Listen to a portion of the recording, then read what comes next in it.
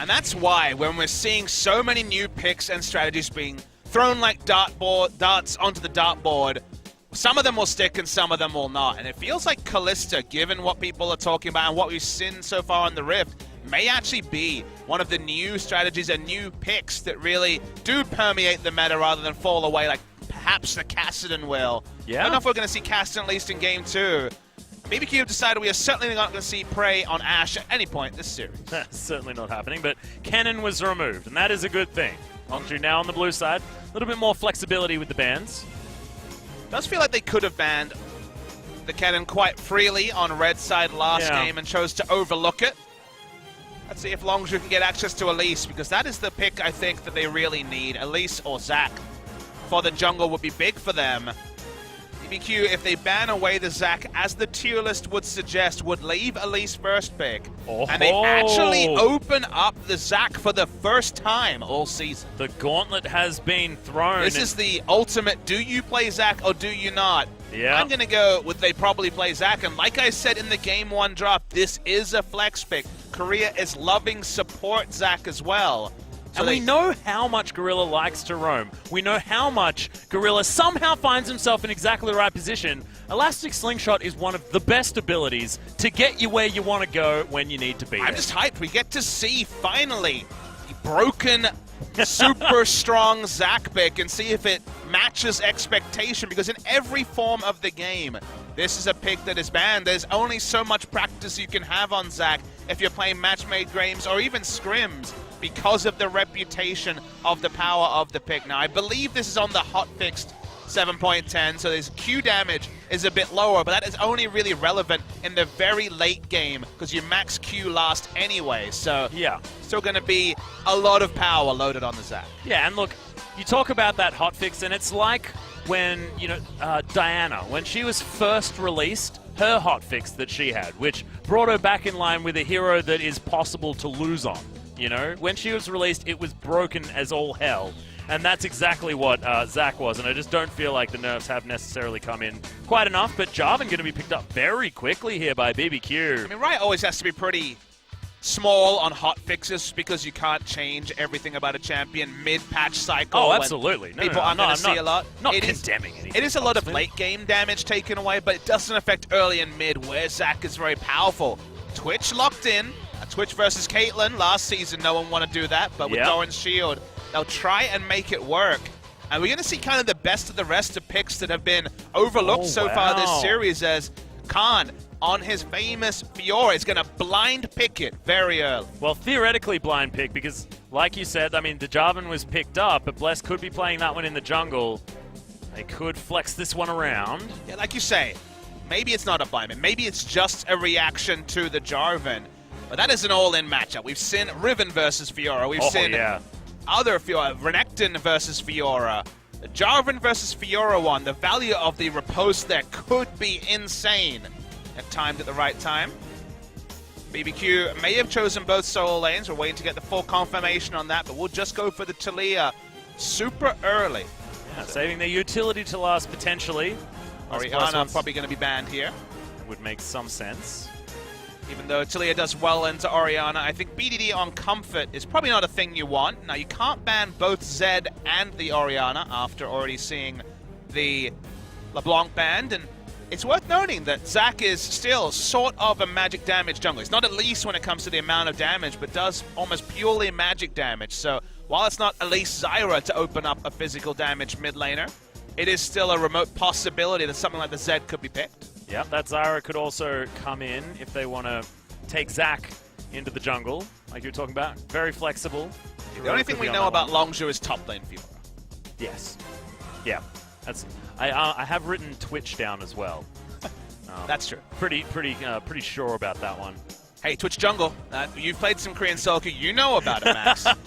Yeah, well, that's in all of the solo queue. You know, there's always that time where there's a Twitch jungle, and it's always when I'm playing mid lane and I'm playing someone easily gankable and I die level 1. It's a really beautiful feeling. Red buff Twitch. With invisibility. Oh, just really not toxic at all. Well, Olaf is going to be banned away, so Longzhu going well deep into the fact that that is going to be a J4 top lane. A bit curious, though, because Lee Sin is still available after all of these bans. Yeah. You wouldn't think so. You kind of look past it when you see double jungle ban of Nidalee and Olaf, but Lee Sin and Rek'Sai are both available to be selected.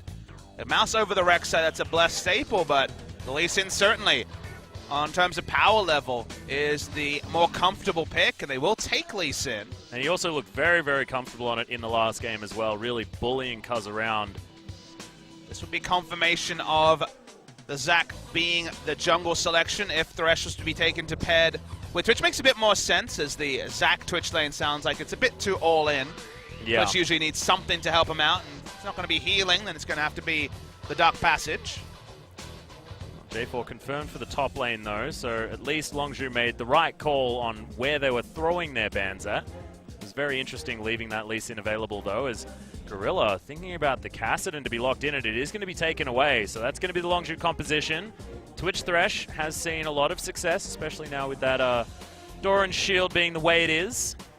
Now to see what Totoro wants to play towards the bottom side. Now Kassadin is really strong against Taliyah post level 6 because the gap close and the ability to get on top of the Taliyah and assassinate her is very possible. Also, in no way is going to be halted by the Weaver's Wall, because he can just pop over it with the Rift Walk, but very, very weak to the Taliyah pre-6, will be heavily shoved in.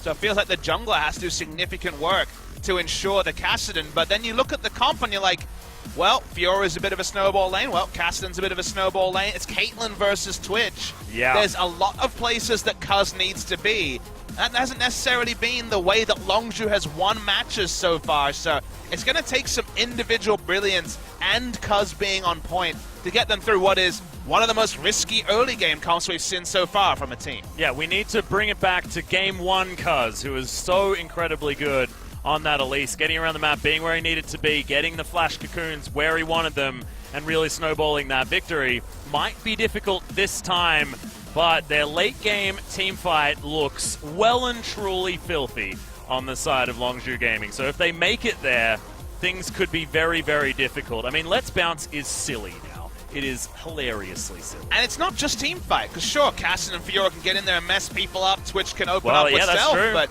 this could be 2 split push champions with pressure and a Twitch coming in from stealth. So I feel like late game, Longzhu have an insane amount of flexibility, if not just straight up winning 5v5s, being able to do so many other things and come close in 5v5s that they have the advantage. But the early game is about as one-sidedly the side of BBQ as can be. Yeah, and the pick ability on the side of Longzhu is most certainly their flavor with this composition as well. We'll see whether they can turn around the victory the BBQ were able to pick up in game 2, or whether BBQ are going to be able to answer back. Let's hit the rift.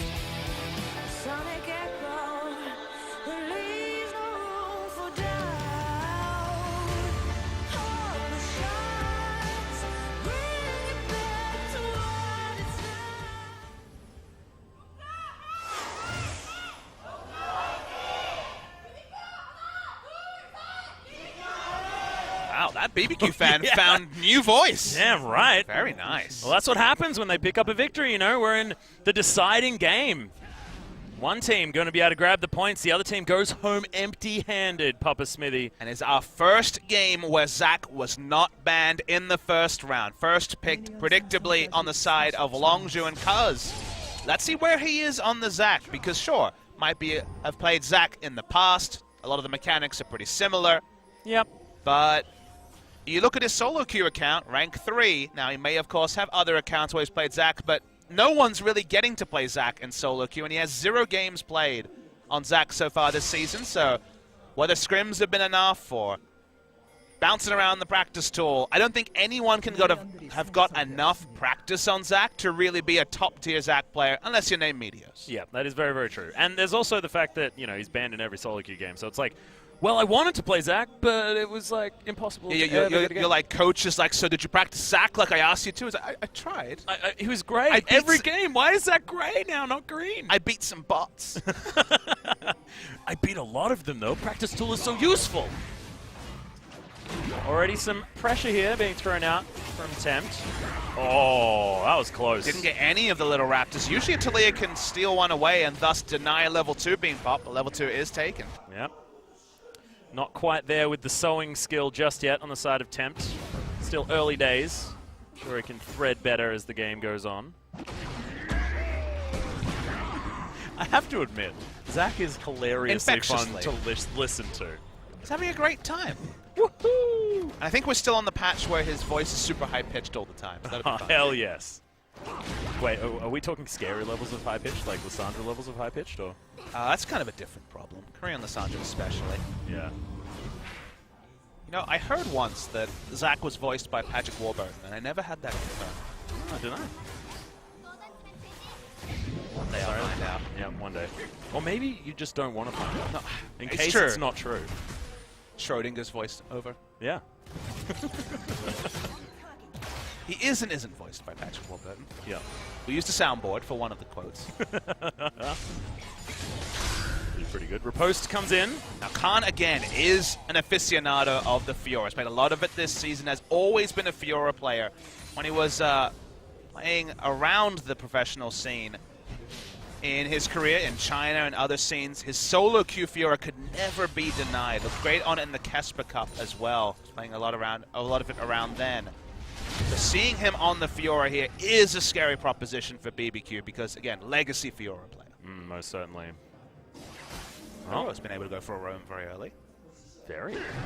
And we've got 15 Doran shields thus far today. My number of 24 might actually be off. Might not. I may have underestimated the amount of Doran shields that we could have tonight. Hard thing to do. I know. Because you had a pretty good estimate there. Yeah, 24 was a big one. Whoa. Maybe they listened to the cast yesterday. Yeah. My rambunctious enthusiasm. It was very rambunctious. What a fun word. Oh, such a fun word. I was hoping someone would mention it. This Tempt heads back to the lane with blue buff in hand. Matches his outfit as well. Wonderful. Has there ever been a word that you've spent multiple casts trying to work it in? Not just like a reference, because everyone has some reference that this will be good someday. Has there ever been a word that you're like, I just never worked that into a cast? Yeah, there's been lots of them. However, I haven't worked any of them into a cast because they're so severely irrelevant. Cast has missed a lot of experience. He's still one creep away from 4. Bless is about half a level ahead. The E is not going to be the largest range, but it doesn't matter. Yep, connects with the stretching strike. That's an easy flash. A single point into his elastic slingshot, and yet still had enough range. Zach is one of the few champions where, especially when you get to level 9 and have 5 points in elastic slingshot, people will consistently underestimate the amount of gap close he has on that fully charged slingshot. Yeah. Even half charged, you see him charging the thing up and you're like, I'm safe, I'm safe, I'm safe. Oh wait, hang on, no, definitely wasn't safe. Pretty scary. Trained Gorilla doing very, very well down here towards the bottom side. Only losing out a couple of creeps, but that should even out as these ones picked up. At some point, this game could get to a point where you're BBQ trying to put down a ward, and you have to respect elastic slingshot, a Twitch coming out of stealth, and a rift walk over jumping a wall. on you, and then a hook over a wall. Oh god. So pretty much everything. Yep. Khan could have teleported on top of you as well. Who probably knows? not. I mean, you probably have to respect him split pushing your inhibitor as well.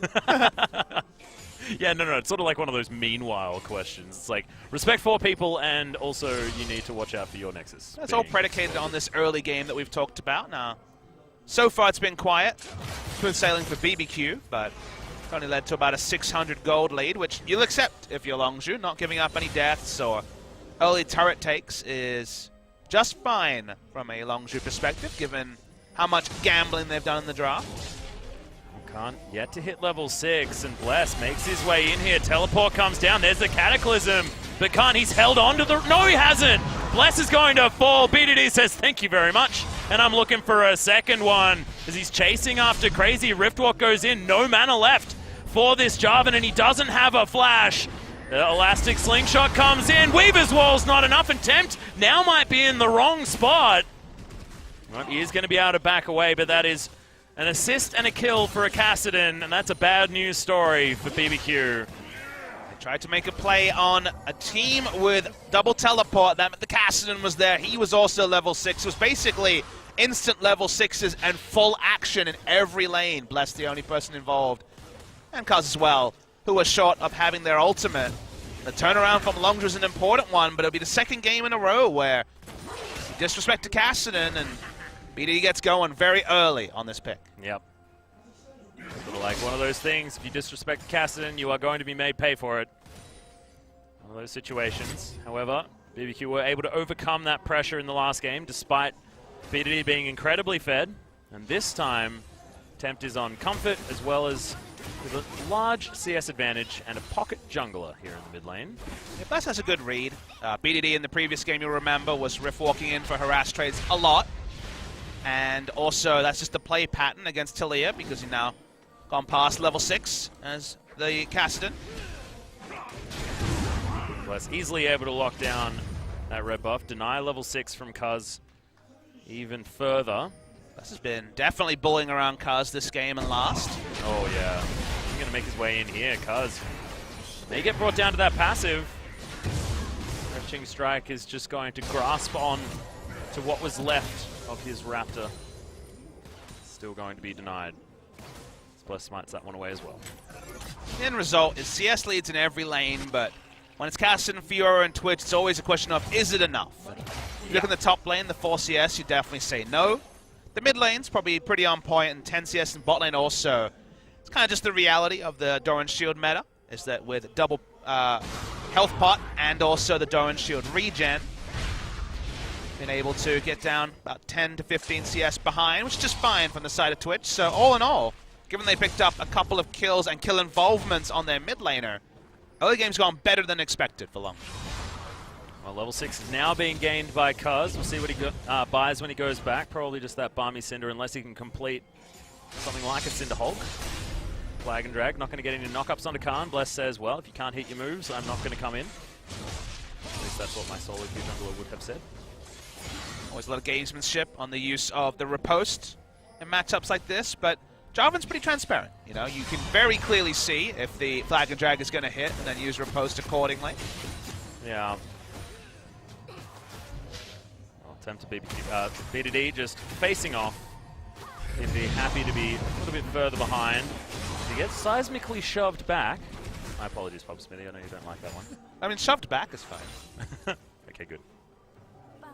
He would really like some aggressive vision on both the blue and red side so that he can jump in, and if he sees Lee Sin on the map, then for sure the Rift walk in trade patterns make a lot of sense. But because Cuz has been consistently losing jungle pressure, which admittedly has no lane backup, makes sense in this particular game, it does mean that every time he Rift walks in, especially when his flash is down, could be an easy turnaround kill for BBQ. Cuz now just trying to deal with the vision BBQ have put down. Bless setting up for this blue buff, but it is under the noses of Longzhu with that ward just going down. Temp threads some volleys through there, grabs that one himself. No answer here from Longzhu just yet, but a lot of information gained. BDD's felt pressured enough to go for the Q max first. This interrupts the W there, does Cuz. Yeah. A lot of damage, but good damage back there. Still gets the Dragon's Rage kick, which has been nerfed a little bit, so early cooldown much higher than it used to be. You can't use it for just single target disengage as happily as you could before. Yeah, well, there's the grand challenge. Khan. There's a lot of pressure down on him from Crazy, but he does manage to get himself out. Seismic shove, not going to find the Fiora.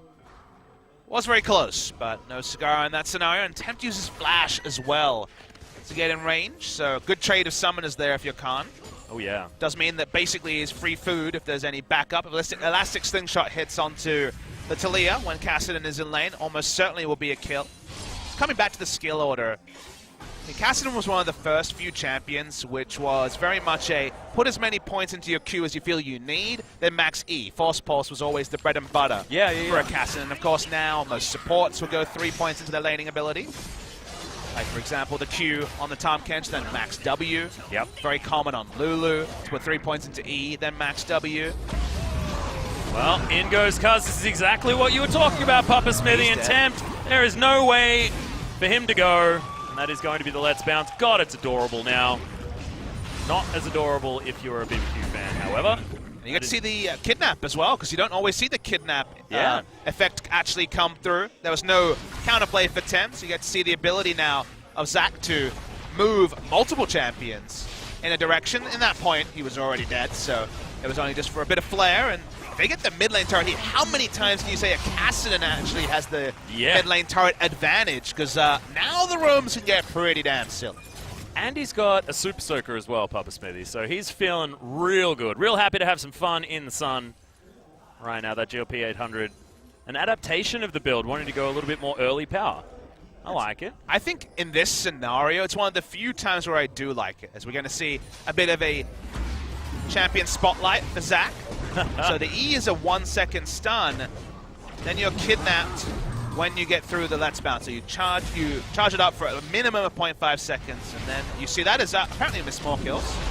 Yeah, and BDD is going to get flashed on, and Bless is going to kill him. Can this be a double, actually, as Cuz looking to go aggressive?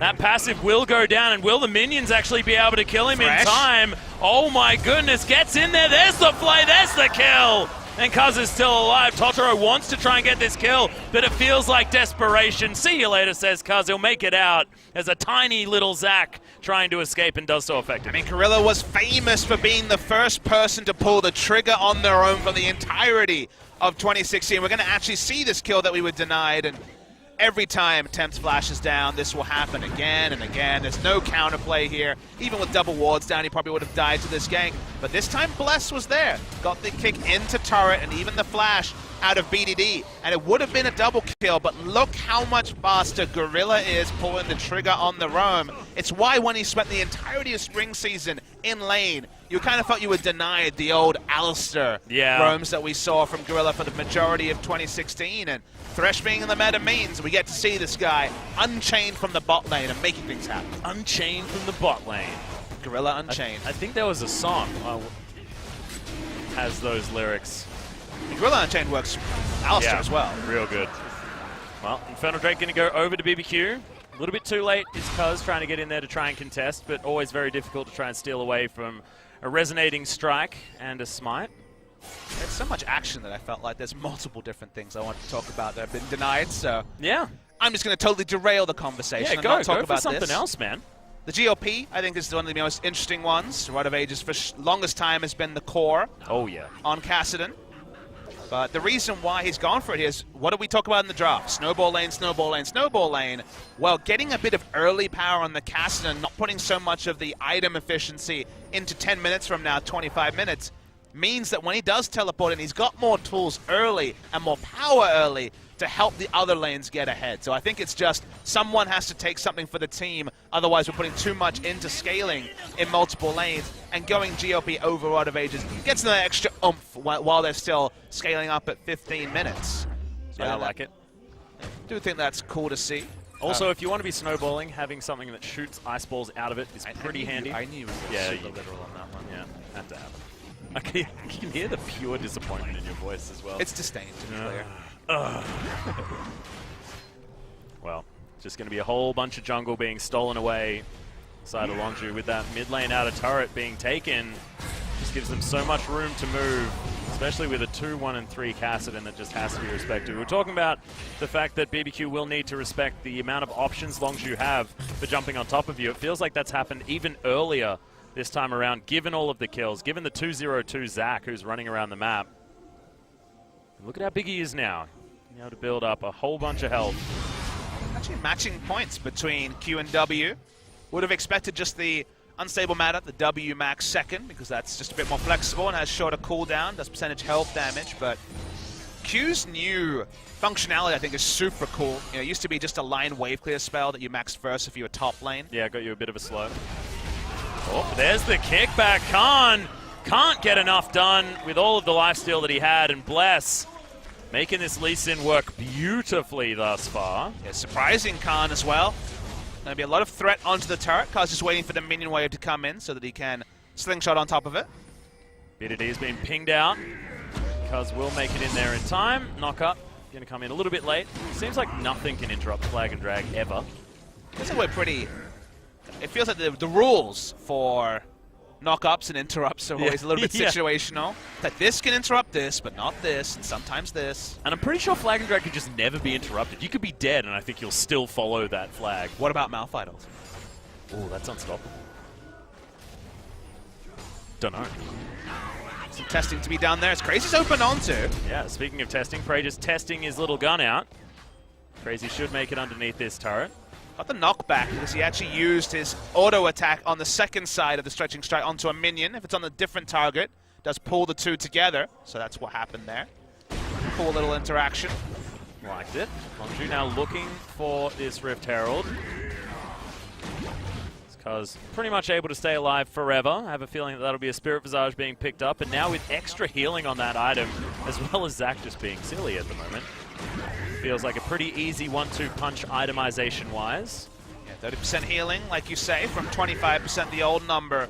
Means that even more value for the Spirit Visage users. Somewhere Marin is putting his hands together and thinking about his Dr. Mundo. I believe there is a Papa Smithy gift that could work out exactly the same way on the internet. He's just waiting for someone to pick Rumble against him. Oh, yeah.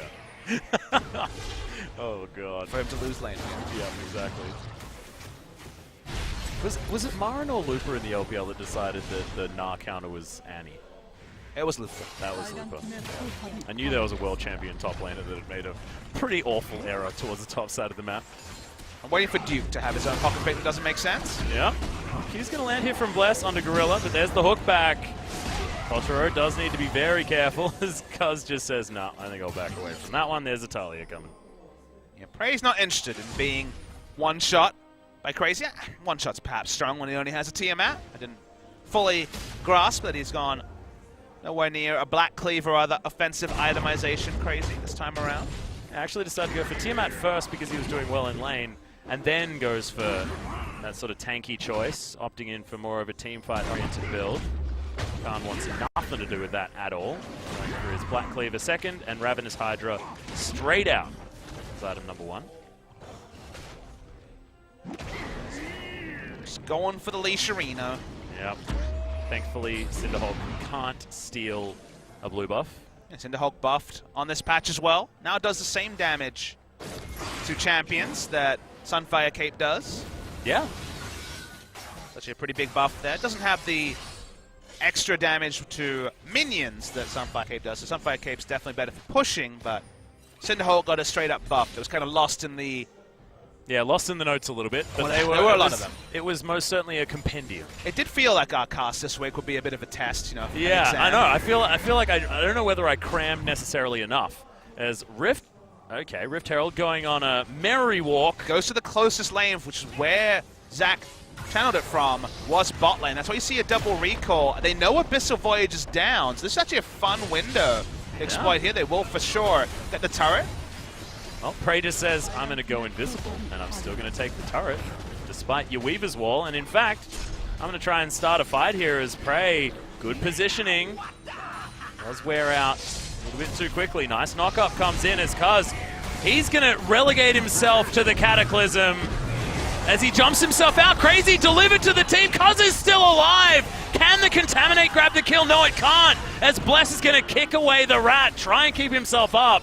And Tempt offers the support. No one dead, but some really fancy play coming out from both teams. Yeah, Blast needed to use the kick to actually interrupt the Let's Bounce channel. Didn't use it, held on to it. Maybe too greedy there. And he actually kidnapped the Thresher, the support out there, the Tom Kench, out of the fight and potentially into his death. So really nice escape. You normally, when you think about Zach, you consider, okay, Elastic Slingshot is down. No way for him to get over a wall. But now with the new Let's Bounce, able to make that grand escape. Yeah. If you're happy to bring your opponents with you, you can certainly make that escape. Like it a lot. Khan just going to riposte the Baron, meaning that he takes even more damage. Probably didn't even need to use that. I think it was Seismic Shove over the wall. Just kind of a prediction coming through there. And yes. ended up taking Baron and also Q damage from the Talia. All in all, bit of a negative. Khan's been having a decent time just trying to get to that beastly split push mode. Yeah, as long as you're keeping the CS values up, even if you're not getting early solo kills, there is an air of inevitability about 2-item Fiora coming online soon.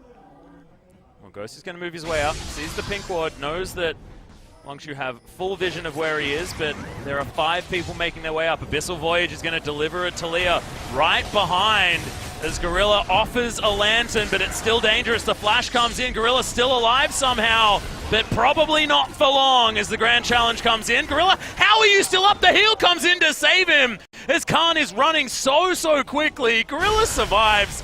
Khan is most certainly dead. However, losing only one for that massive collapse is weird. And they buy so much time that BDD can casually walk up to mid and they don't lose anymore. BDD didn't have teleport that fight. And speaking of BDD. Yep, Crazy going to take a lot of damage from him. Force Pulse tearing him up. Got his Sonny's Hourglass actually completed by BDD, so a lot more flexibility in these fights. BBQ do decide to engage on the Kassadin. But you get a quick pick there. Thresh dies instantly, and turning on to Baron, turning on to other objectives was a possibility for BBQ. But because he bought so much time, by the time they actually cemented that kill onto the Fiora, BDD was there to react even without teleport, and the chance for an objective was over. So credit to Longzhu buying so much time after being caught with their pants down a little bit to actually stop there from being any objective snowball. Yeah. Still feels like this game is very close. That is illustrated in the gold, only 400 in it. Prey's going to steal away a red buff, but these are small advantages that are being gained. Both teams actually going for plays, making them work, but it seems like what is responded to by BBQ is then responded once again from Longzhu afterwards. It's like a game of take it in turns to make the plays. And they have been successful on both sides. No one really able to get anything that snowballs this game in any direction or another. It's a bit of a chess game, like you mentioned. And too many mistakes so far in Game 3. Would have been a better way to explain it after we've met Papa Smithy. That's okay. That's why there's two of us. So if one of us is a bit silly, the other one can try and bring it back. A lot of wave play here because going to feign and engage. And actually going to dive in onto the Caitlyn there as well as he kidnaps Les. That play was unbelievable from Gorilla, and Prey's going to be able to pick up the kill because of it. Khan looking for an entrance. The Grey Help eaten there, but it is going to be Totoro falling down. The Grand Challenge capitalized on everyone healthy, and that is going to be 3 swift kills for Longzhu. Tempt still looking for damage back, but Prey gets the flank onto Ghost. In goes BDD. Everyone with so much mobility, but Prey is going to fall down. Ghost grabs that kill, and they bite off a little bit more than they can chew. They get a lot of objectives, a lot of kills there as they trade up. In many ways, 3 for 1, but not quite taking down Ghost. And they have to complete their recall, so it's only extra gold. Admittedly, into a comp, they can execute 1-3-1. But we start to see once again the threat is that the range on the engage here. It's impossible to get. Great Wars in that spot, and the kidnap, the Let's Bounce second part goes onto the Lee Sin, who dies for basically no value in the fight. But the cool thing to me was seeing Prey back on his trademark Twitch. He goes back in. The healing field on the Blobless was amusing in its own. Yes. But a lot of people would have thought the fight was over after the first 2 kills came down, but Prey had other ideas, went aggressive like we've seen him do on Ashe and other carries, where a lot of people have defensive-mindedness about fights. Prey is always pushing the limit of what you can do on these AD carries. Frontline AD carry was a meme for a long time. A lot of players have been called frontline AD carries, and not in a nice way. Maybe Prey is one of the few that is said affectionately about. Well, Tempt once again is going to get pulled back by that stretching strike. Cuz is going to grab that kill, but Prey was there for a lot of that damage. The damage is only going to go up. He's gone pretty low damage if you think about it. There's no Infinity Edge here. Yeah, not yet. No second Zeal item. Went Last Whisper to try and deal with the Jarvan in the front line. Damage only going to get more severe from the Twitch. And the moment we see 2 items on Fiora, BBQ have to be so careful in their macro choices, because now Fiora is going to have pressure on the Jarvan. Now, Teleport is up on BDD, and he's working towards his 3rd item, which will be that Lich Bane, and that's not even putting into play Prey coming in and opening up. So there's so much map pressure that keeping a control ward line to get any sort of idea. Wards here are so important for BBQ, because if you're in a 1v1 in top or bot lane, you could be outnumbered by Zac, Thresh, Twitch, and the rest coming in an instant. Yeah, absolutely. And we did compliment BBQ on their decision-making in the second game. They were able to get the engages that they wanted in the way that they wanted. But now, with everything that you just illustrated, Papa Smithy, they need to be thinking about so much in order to make the right call. And it feels like Longzhu, it's just a matter of time before they can get BBQ into one of those impossible decision scenarios. where they will be able to take something just based on how their composition works and the amount of money that they've accrued on their incredibly powerful champions. Still no inevitability about this game. It felt like we kind of knew the way that the second game would flow, and it went against expectation. A lot of the power from Longzhu is in the pick, is in playing around split pushes. So, still if it's true 5v5, BBQ do have good tools in that scenario. But a single pick can happen in an instant with the amount of damage there is on the side of Longzhu. So, while it's a seesaw, the advantage on the seesaw is definitely towards Longzhu. Yeah. And, you know, you're right. BBQ have started to build up some items. You've got double Black Cleaver to try and buff up this Caitlyn, who's just completed her third item, which is always a pivotal breakpoint, double Zeal, as well as that Infinity Edge. You've got a massive amount of crit chance. Will be able to shred through a lot of these squishies. Does still need that last Whisper if he wants to try and get through Cuz, but Khan not building very defensively at all, so is still going to be susceptible to the Caitlyn damage. And Cuz knows that his job in these fights is to go for the engage, which was always the way with Zac, and then not die to Caitlyn as he kind of walks out of the fight. Because that's why he's going for the Randuin's. New build path is being shown here, double Ruby Crystal and the Warden's Mail. Oh, that's going to deny a red buff from the Caitlyn, so that is very, very important. Well, not very important, but still good. The longer that Cuz can absorb damage from the Caitlyn critical strikes, the better. The buff on this patch to the critical strike reduction was from 10% to 20%, so in a game where there is a lot more crit, where you're getting Infinity Edge and your Zeal items earlier because of the reduced cost on the Infinity Edge, crit reduction can be very, very powerful. Yeah, in fact, I think most of the Zeal items going down in price apart from Phantom Dancer. It was just actually the Zeal portion, like the recipes went up to yes, allow for it. But Infinity Edge Zeal comes in earlier, more champions in general are building critical strikes, so Randuin's now no longer gives you as much health. I think it's lost 100 health. I may be wrong on that, might actually be 150, but regardless, it's now finally tuned to be good against crit 80 carries. Maybe don't really consider it another scenario. Yeah, I feel like we're still going to get a pass mark for this exam, but I honestly dropped the ball with that last portion. Memory was just never really my thing, Papa Smithy. What is your thing, Alex? Saying silly words. I haven't quite worked it out yet. Changing ability names into verbs. Speaking French-Italian also, I think. How did that last? Oh, I thought that'd just be it made an impression. Water under the bridge, you know? Pooh sticks, as you would understand. Winnie the Pooh references. Brilliant. I always know that you can stay with me for those. That is a handoff I'll always pick up. Yes. Note to self, can always say Pooh sticks and things will be fine. So the way this works, the 1-3-1 we were speaking about is Khan having pressure on Jarvan in the bot lane and basically trying to take over the red side jungle of BBQ with control wards and vision. And let's look for picks as they kind of move between mid lane and top lane.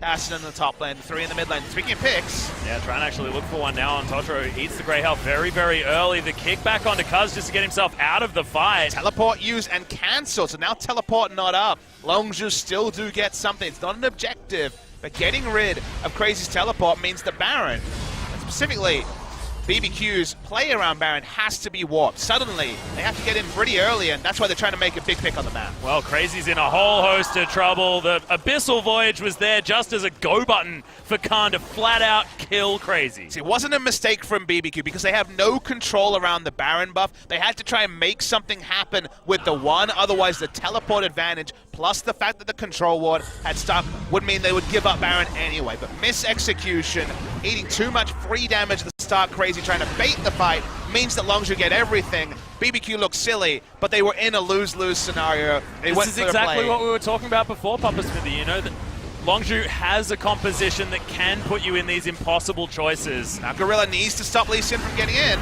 Well, BDD just wants to kill him. That's his answer as big knock-up comes in. But look at this, Baron goes down low. Bless is in the pit. It's a 50-50, but no, it's not. Because the Baron is alive and Bless is not.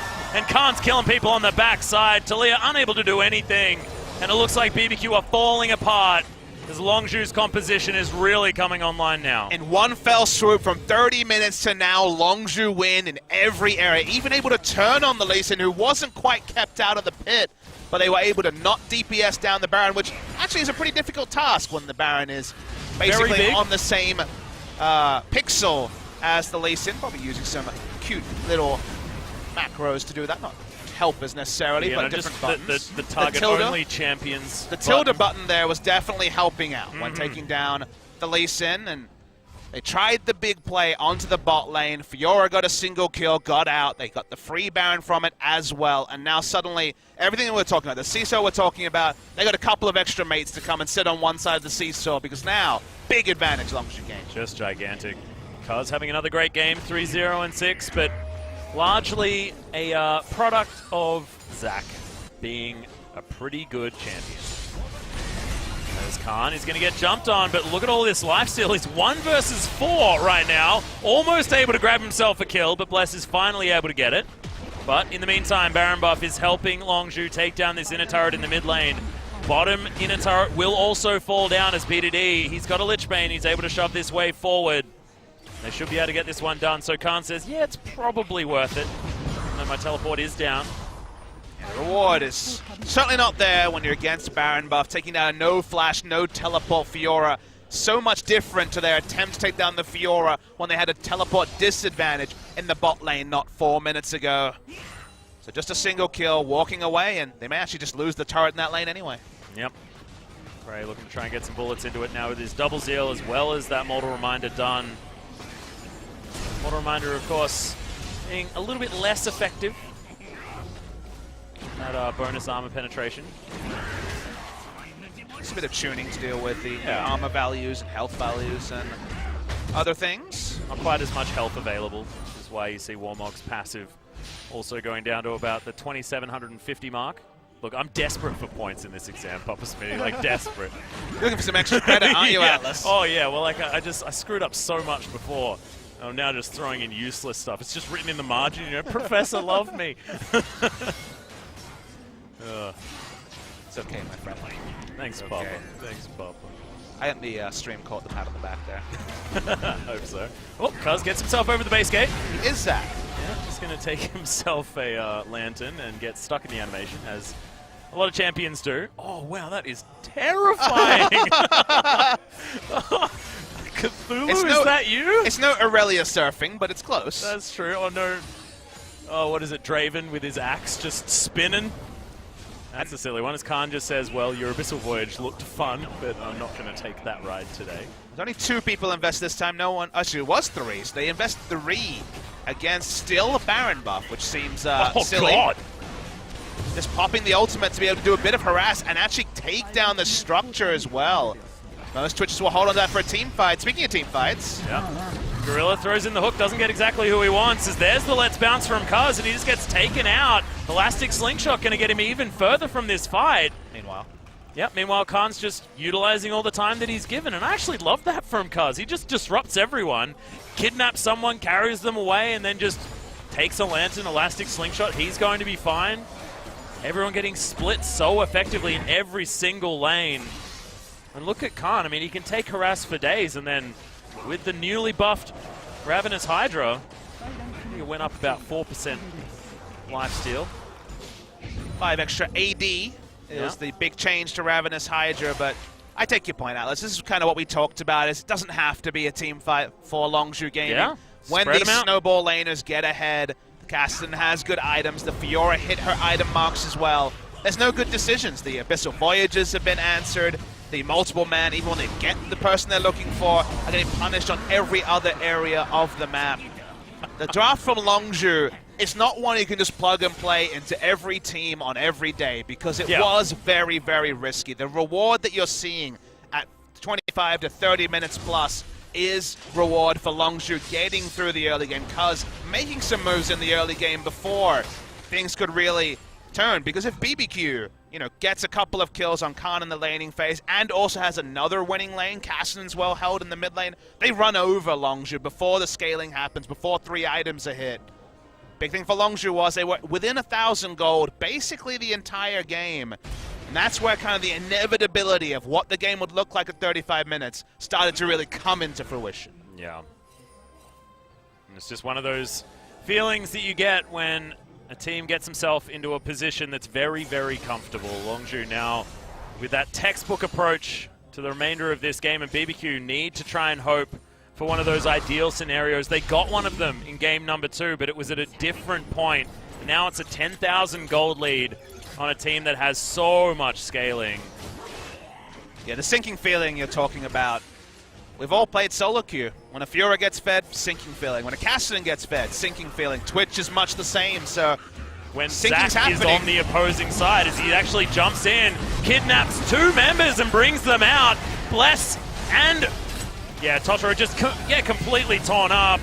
Bless escapes for a little while, but it's not quite enough. And oh my god, Ghost, you had a health bar a moment ago. It is gone now as Khan can't get the riposte kill for bit of style points, and Tempt is relegated to outside of his base. 2 damage, not enough to burn him down, but the base will go down around him, and Longzhu Gaming finally going to get over the line. Yeah, it's a risky composition, but it pays off in the end. A 2-1 victory for Longzhu Gaming as the Nexus falls down. That was a really impressive performance for them. Now they got the Zac. We get our first sighting of the must-ban Zac in Game 3 of our 5th set of the season. You see why it inspires so much fear. But then again, so many of the champions on the side of Longzhu had that same fear, had that same threat. And this was a game where they got through the early game. BBQ couldn't get enough work done. And we come back to Doran Shield. And it sounds like a weird time to mention it, but what did they say about Doran Shield? It helps riskier laners, late game laners, get through laning phase and get threatening. And there's a reason why we saw 5 Doran Shields so reliably in this particular series, because hey, if you can skip laning phase on Twitch, Kassadin, and Fiora, how often do you win? Well, guess what? Many more than 9 times out of 10. Well, it seems to have happened here for Longzhu Gaming, and I want to go back as well to what you said initially about the Zac pick. He flourishes in that early to mid game where all of these laners that he was trying to accompany weren't necessarily as powerful, so able to create a whole lot of disruption for himself, wasn't bullied by Bless in anywhere near the style that he was previously in game number 2. It was to a point, right? We saw him lose a couple of buffs, but then it kind of fell away when he was the one making proactive moves. And I want to credit Cuz a lot. I don't know if he'll win MVP for this game, but what Cuz had a very difficult hand to make the most of. It was a Hearthstone analogy. He had a lot of 8-mana plus legendaries opening things up because he had the legendaries. He had the Fiora, he had the Cassidy, he had the Twitch, but that doesn't help you on turn 1. But he actually got through so much of the early game, playing smart, doing the most, and even if he was bouncing around not picking up kills, any disruption to get that timer to 25 minutes is a successful one. So in a difficult spot, I think Cuz played very smartly on the Zac. Yeah, I think you're absolutely right. And the way that they capitalized on every flash that was missing as well, he goes up topside, gets Crazy's flash, gives Khan an easier laning experience, and then as soon as Talia used her flash to try and kill Khan, I believe he killed her twice in 2 minutes. That was a tricky one. That was pretty disgusting. When your mid laner doesn't have flash against Kassadin and Zac, then you know what? You can try and put up the wards, you can try and play defensively, but Classic Slingshot gets to the range where defensively is not enough, and guess what? He's pretty good at tanking up turrets as well. So Kassadin got the mid lane turret on the Talia, and you can kind of plug and play what you imagine happened after that, even if you didn't catch the VOD. Well, we are going to have a look at this damage scoreline, and look, Tempt did a decent job trying to get damage down, but you're a poke champion, you've got those tools, and this was all about what Longzhu could do, mostly to structures and to minion waves, because they were spreading BBQ way too thin. The condiments on this chicken was just not enough, Papa Smithy, to try and get around this Longzhu lineup. We'll see how many times teams will actually get away with drafts like Longzhu's. In previous patches and previous seasons, it'd be impossible, and wow, Cuz will actually pick up, I believe, well-deserved credit and a double MVP for our recently ranked 1, now ranked 3, Jungle Prodigy. Incredible performance. Didn't even get to bust out his Nidalee, unfortunately. I would have loved to see it. But now he's going to be the first solo in the lead MVP that we got. A lot of Longzhu names on that list, but understandable given that they have the 4 wins. Cuz played really smartly in a tough position like I outlined on the Zac, and it was also a bit of a Zac highlight reel. We saw a lot of the actual kidnaps coming through from the ultimate, which in my solo queue games I never saw. But it felt like we saw kind of a highlight reel in front of our faces of why Zac on this patch, with the damage numbers especially, because the utility was always there for Zac. He just kind of did negative damage in the past. Now his damage is actually pretty damn reliable, and somehow his utility is even better so the end result is just too much for teams to handle. And his survivability it always was absurd and very, very difficult to keep track of, but with the buff to Spirit Visage, that is so important at the same time, and he jungles so incredibly quickly with the fact that Cinderhulk a little bit more damage as well. I mean, it's fine for champions to have insane utility, but it's when you give them health ratio, it's when the items start to line up for them, that's where it becomes too much. When they introduce the Q having a maximum health ratio, when they give him different ways to go for his tanky build path, have crazy utility and survivability, but also do more than 0 damage. And hey, kidnap effects. There's a reason that there's not many AoE pulls in this game. The end result is that Zac is at a pretty insane power level, and Cuz wasn't showing in solo queue, not many people get to, but he showed it in pro play right here. Yeah. And look at this. This was honestly all disruption, because you can see the Fiora on the top side of the map, and he gets himself out very easily with the help of Gorilla, who also had a fantastic game on the Thresh as well. Some of his roaming plays were certainly fantastic. We saw a few of them here in this game as well, as this was just clean up from Longzhu at this stage. You can't help but smile when Thresh, Zac, Lee Sin, Jarvan, so much gap close and different vertical play happening here, but congratulations to Cuz. Been cool to hear from a young prodigy as he's making his way onto the MVP lounge. Yeah, and we are going to throw it over to Joel for some translation of this interview. Thank you very much, guys. We're here with Longzhu Gaming, picking up their second series win of the season. This time picking up a 2-1 victory against BBQ Oliver. We are here with the man who really decided the series win, Cuz, for the solo interview. Cuz, congratulations on the win.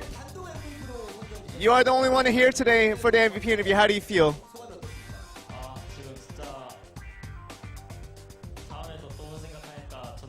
You know, getting a second win in a row, it feels really great.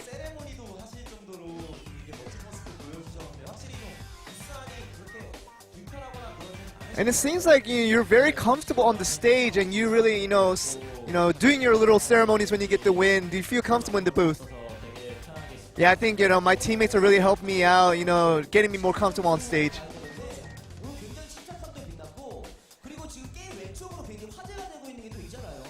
And something that we have to talk about is something that's off the game.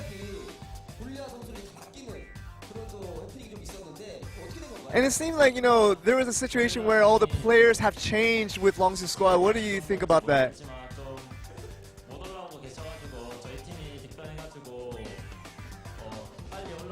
It was a situation where, all of our players, with the high rankings, we were trying really hard to climb up that solo queue rankings. And it seems like a solo queue ranking is something that is a highlight of the Longzhu gaming. Do you have any tips on why all of your teammates are so high on the solo queue? And I think it's a situation where, we do our primary positions that we want to play, and sometimes we don't get those, but we kind of kindly ask the other teammates to give us the position that we want, so we get an advantage off of that. And of course, you guys do have to rely on the very experienced bot lane with Gorilla and Prey. And as you say, our team is really rotated around that bot lane because of their prowess and of their experience that they have. It gives us a lot more easier time, allowing us to focus more on the other lanes. First game, you picked out the Elise. And it seemed like you were very calm throughout the game and picked it up slowly and picked up, little advantages that you were able to get. And we have a video highlight of that. This is the first cocoon that you landed that led to the first kill.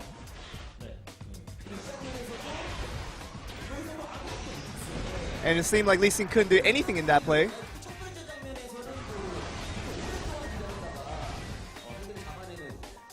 And the first kill was due to a long waiting time in that bush. Or, overall, you seem very calm about that. How do you rate your play? Yeah, I thought, I was kind of looking for the chain CC. As long as, Varus gets that CC in, I think we had an easy opportunity to kill the Caitlyn. So that's kind of what it was worth waiting the long time, but it was definitely paid off.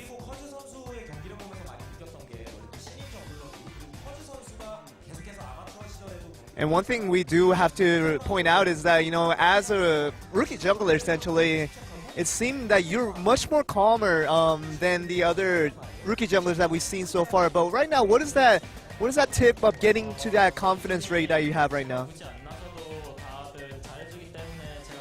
Yeah, I really try not to be a little more flashy for the team because I know even without me performing, my other teammates will do well, so I don't try to be the main character of my team.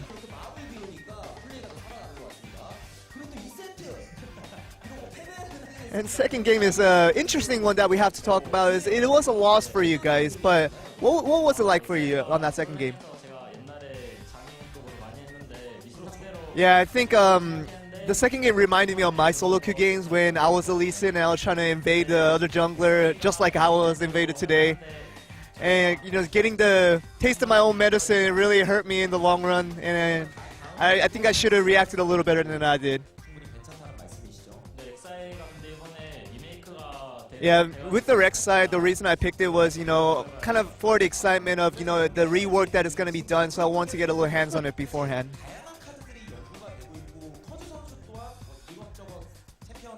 And with the current meta changes, many people are really experimenting with the other junglers, the many jungle choices out there. What is your current pick on the jungle choices?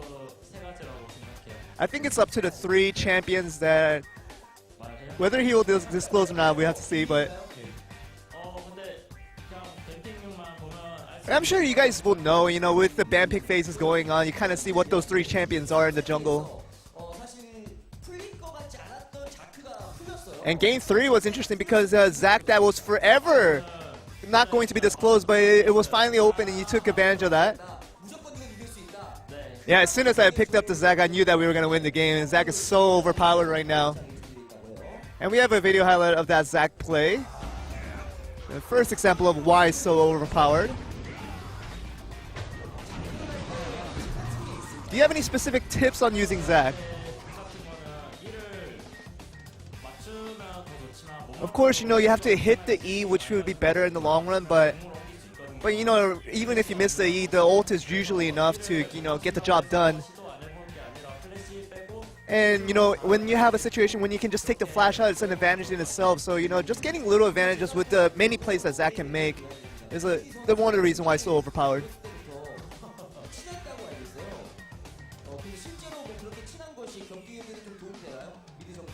Oh, it seems like you guys were good friends with BDD. That's what we've been hearing. Does that really help in the actual plays? Yeah, we didn't get that much time to practice with each other in the actual Longzhu squad, but having played with him in solo queues and kind of just duo queuing, and from a while back, it really does help the synergy and it really helps our chemistry between the two of us.